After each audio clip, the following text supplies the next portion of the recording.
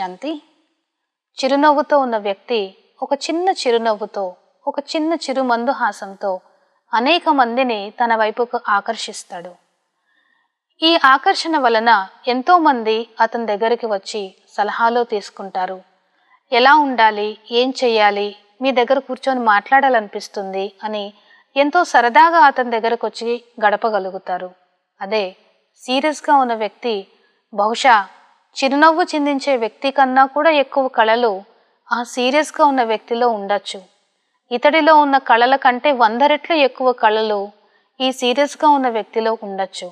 కానీ ఒక్క చిరునవ్వు అతని మొహంలో లేని కారణంగా అతడంటే అమ్మో అతని దగ్గరగా అని అందరూ భయపడతారు. కేవలం ఈ ఇద్దరి వ్యక్తుల్లో ఉన్న తేడా ఒకే ఒక చిన్న చిరునవ్వు. ఎంత పెద్ద సమస్యనైనా ఈ చిన్న చిరునవ్వు పరిష్కరించగలదు. ఇంట్లో ఒక గొడవ జరిగితే అందరూ సీరియస్గా ఉంటే ఒక వ్యక్తి ధైర్యంగా చిరునవ్వుతోటి అందరి మధ్య సరదాగా కదులుతూ గంభీరమైన వాతావరణాన్ని పోగొట్టే ప్రయత్నం చేస్తే నెమ్మదిగా ఇంటి వాతావరణం కూడా ఎంతో ప్రశాంతంగా మారుతుంది. అందుకే అంటారు, చిరునవ్వు అనేది వంకరగా ఉన్నా కానీ ఎన్నో పరిస్థితుల్ని అది సరిచేయగలదు అని. చిరునవ్వు అనేది ముఖంపై కనిపించే ముఖ కవళికే అయినా కానీ ఆ చిరునవ్వు మనసులో ఉన్న సుగుణం కారణంగా బయటకు వస్తుంది. మనసుని బట్టే మన ముఖము అని చెప్తారు కదా.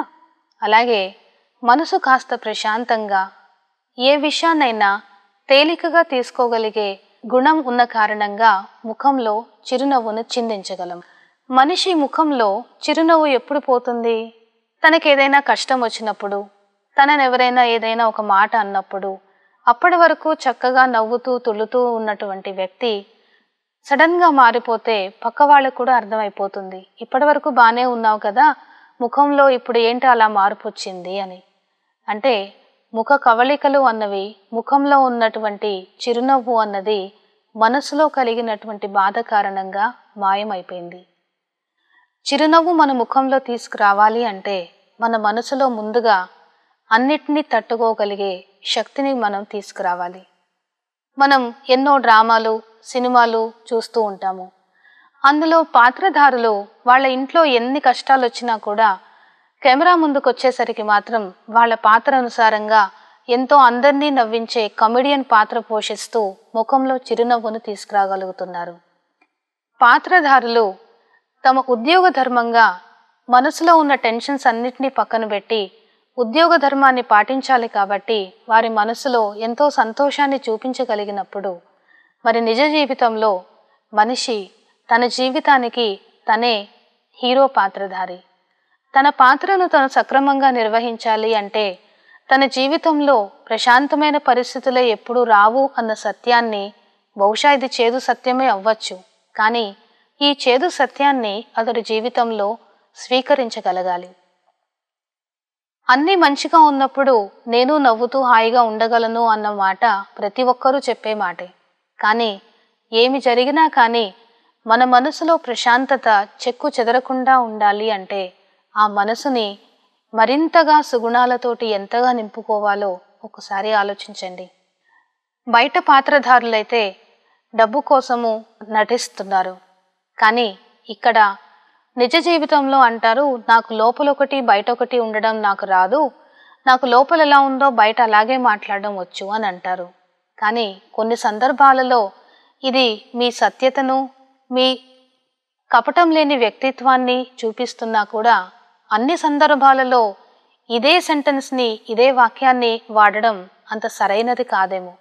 ఎందుకంటే జీవితంలో ప్రతి పరిస్థితి ఒకేలా ఉండదు. ప్రతి పరిస్థితికి నేను ఒకే స్లోగన్ పెట్టి నేనింతే అని అనడం కూడా సబబైన విషయం కాదు. నేను లోపల ఎలా ఉంటానో బయట అలాగే ఉంటాను అని, అది మీకు కపటం లేని వ్యక్తిత్వము అని మీకు అనిపిస్తే చాలా మంచిది. లోపల కూడా సుగుణాలు నిండిన వ్యక్తిగా ఉండండి. లోపల నింపుకున్న మీ గుణాన్ని బయటకు వ్యక్తం చేయండి. కానీ లోపల మాత్రము బాధని, అసూయని, ద్వేషాన్ని వీటిని నింపుకొని నేను లోపల ఎలా ఉంటానో బయట కూడా అలానే ఉంటాను అంటే ఇది ఎంతవరకు సరైన విషయం అంటారు? చిరునవ్వు ఎందుకు పోతుంది? సాధారణంగా మనం బాధపడ్డప్పుడే మన చిరునవ్వు మాయమైపోతూ ఉంటుంది. మనకి బాధ ఎందుకు కలుగుతుంది? వాళ్ళిలా అన్నారు, వీళ్ళిలా చేశారు అన్నది పక్కన పెడితే, మనం కూడా మన వైపు నుంచి కొన్ని తప్పులు చేస్తున్నాం కాబట్టే మన సంతోషాన్ని, మన చిరునవ్వును మనం పోగొట్టుకుంటున్నాము. ఈ సత్యాన్ని మనం తెలుసుకోవాలి. మన జీవితంలో ఉన్న కష్టాలకు కారణం ఎదుటివాళ్ళు అని ఎదుటి వాళ్ళనే మనం పాయింట్అవుట్ చేస్తూ ఉన్నంత కాలము మనం ఇలాగే ఉంటాం.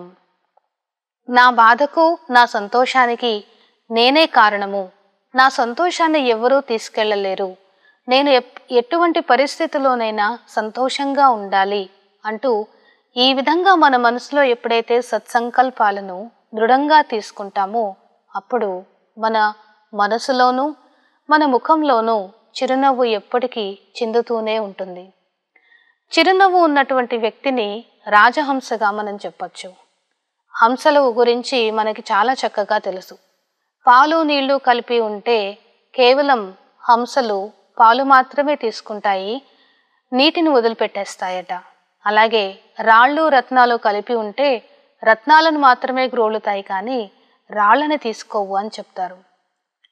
చిరునవ్వు ఉన్న వ్యక్తి రాజహంసలాగా ఎప్పుడూ తన చుట్టూ ఉన్నటువంటి మంచినే స్వీకరిస్తాడు. తన జీవితంలో కష్టాలు వచ్చినా కానీ ఆ కష్టాలను కూడా ఎదురీది ఎలా ప్రగతి సాధించాలి అని మంచి గురించే ఆలోచిస్తాడు. సుగుణాలు అన్నవి వజ్రాల కన్నా ఎంతో విలువైనవి మన జీవితంలో. ప్రాణం లేని కరెన్సీ నోట్ల కన్నా వజ్రం లాంటి ఈ సుగుణాలను, ఈ చిరునవ్వును మన జీవితంలో ధారణ చేసుకున్నప్పుడు మన జీవితంని ఒక రాజహంసలాగా మనం గడపగలుగుతాము. చిరునవ్వు పోవటానికి గల కారణాలను మనం ఎదుటి వాళ్ళ మీద వేయకుండా మనల్ని మనం పరిశీలించుకొని ఆత్మ పరిశీలన చేసుకొని నేను ఎక్కడ మారాలి అని ఆలోచించాలి. క్షీరసాగర మథనంలో చిలకగా మొదట విషం వచ్చింది, తర్వాత అమృతం వచ్చిందట. అలాగే మన మనసుని మనం ఎంతగా మదిస్తామో, మనలో ఉన్నటువంటి తప్పొప్పులను ఎంతగా మనం మదిస్తామో, మొదట విషం వచ్చిన విషము అంటే ఇక్కడ మనలో ఉన్నటువంటి తప్పులను మనం ఎంతగా గ్రహిస్తామో వాటిని మన గరళంలో అంటే మన మనసు అనే గరళంలో వాటిని స్వీకరించి నిజమే, నాలో ఈ తప్పు ఉంది, నాలో ఈ బలహీనత ఉంది, నేను మార్చుకోవాలి అన్నటువంటి సంకల్పం చేయగల ధైర్యం కూడా మనకి ఈ గుణాల ధారణ వల్ల వస్తుంది. ఇటువంటి గుణధారణ వలన మన చిరునవ్వు ఎప్పుడూ మన దగ్గరే ఉంటుంది.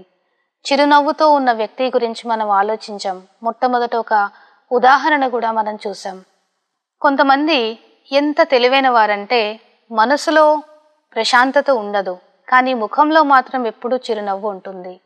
మరికొంతమంది ఎలా ఉంటారంటే మనసులో ప్రశాంతంగా ఉంటారు, కానీ పైకి ముఖంలో మాత్రము సీరియస్గా గంభీరంగా ఉంటారు. ఈ ఇద్దరు వ్యక్తులు లోపలొకటి బయటొకటిగా ఉన్నట్లే కదా. మరి లోపల ఉన్నది బయట అదే విధంగా వ్యక్తపరచలేకపోతున్నారు. ముఖంలో కేవలం చిరునవ్వు ఉంది, కానీ లోపల మాత్రం లోటుపాట్లతో ఉన్న వ్యక్తిత్వం ఉంటే ఇది సగం వ్యక్తిత్వమే అయింది. అలాగే లోపల అన్ని మంచి గుణాలు పెట్టుకొని పైకి మాత్రం కేవలం సీరియస్గా అందరితోటి దూరంగా ఉంటే ఇది కూడా హాఫ్ పర్సనాలిటీనే అవుతుంది. కాబట్టి చిరునవ్వు ముఖంలో కనిపించాలి అంటే ఆ చిరునవ్వుని ముందుగా మనసులో తెచ్చుకోవాలి. మనసులో ఉన్నటువంటి ప్రశాంతతను ముఖంలో చూపించగలిగే కళను కూడా మనం పెంచుకోవాలి. చిరునవ్వుతో అందరికీ మనం చాలా ఈజీగా సునాయాసంగా సహాయం చేయగలుగుతాము. అందరూ మన దగ్గరికి రాగలిగే విధంగా మన ప్రవర్తన ఉంటుంది. కాబట్టి చిరునవ్వుతో ఉండండి, సమస్యల నుంచి దూరం అవ్వండి. ఓం శాంతి. నేటి కోసం మేటి సంకల్పం. ఒక్క చిరునవ్వు ఎంతటి కష్టమైన పనినైనా సులభం చేయగలదు.